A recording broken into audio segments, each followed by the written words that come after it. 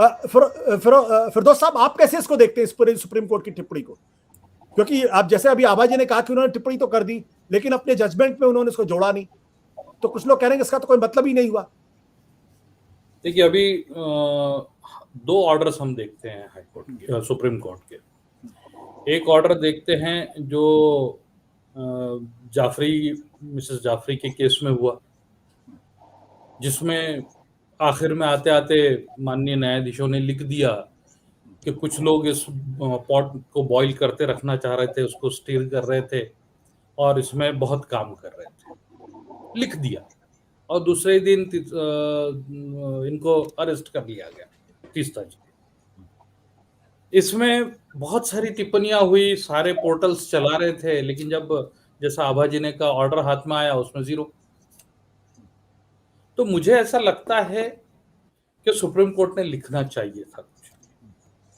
ठीक है, supreme court को रीजंस देने की जरूरत नहीं होती है उसके ऑर्डर्स में, लेकिन ये ऐसी केस थी कि लिखना चाहिए था। और उसको उसकी वजह यह है कि हेट स्पीचेस का मामला बहुत सीरियसली लिया है इससे पहले सुप्रीम कोर्ट ने।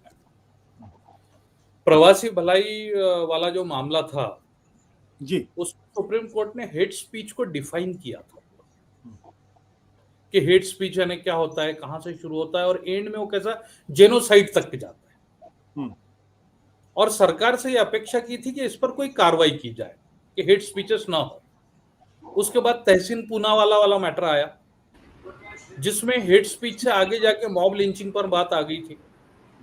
मॉब लिंचिंग के लिए भी कानून बनाने के लिए कहा। ये दोनों चीजें सरकार ने नहीं की। आज हेट स्पीच के लिए इंडिपेंडेंट हमारे पास कोई कानून नहीं है।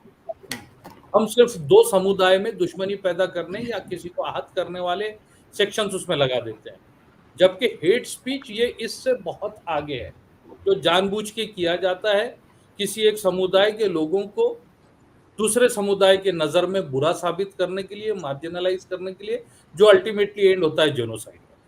तो इतने सीरियस ऑफेंस के लिए दो जजमेंट होने के बावजूद नहीं किया, तो ये एक अपॉर्चुनिटी थी सुप्रीम कोर्ट के पास कि आज वो सरकार को याद दिलाए कि आपने ये नहीं किया, जिसके नतीजे आप देख रहे हैं।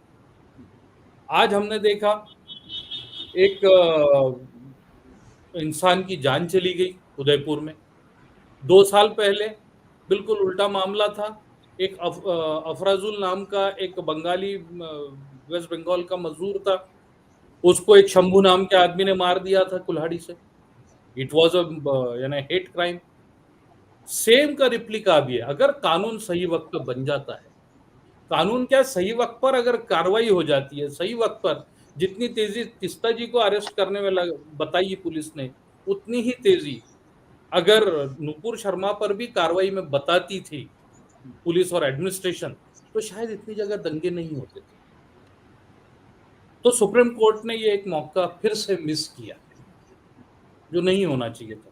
मुझे कहीं तो अधूरा लग रहा है, लेकिन हम लोग, मुझे लगता है कि सिस्टम से इतने नाउम्मीद हो गए कि थोड़ी सी भी उम्मीद की किरण नजर आई तो हम खुश हो जाते हैं,